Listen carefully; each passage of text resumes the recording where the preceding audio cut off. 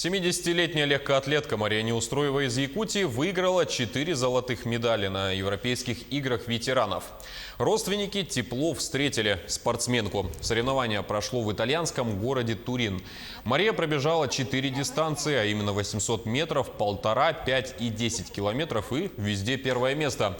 Мария живет в селе Тюхтюр Мегино-Кангласского района, со спортом дружит с детства. А в соревнованиях участвует с 2006 года. За эти годы успехов у Марии немало. Она 12-кратный чемпион Европы, 11-кратный призер мира и победитель многих российских соревнований.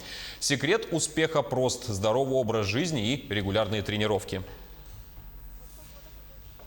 Волновалась, хотелось все золото, какие-то медали с собой вести, поэтому мне было очень большая ответственность.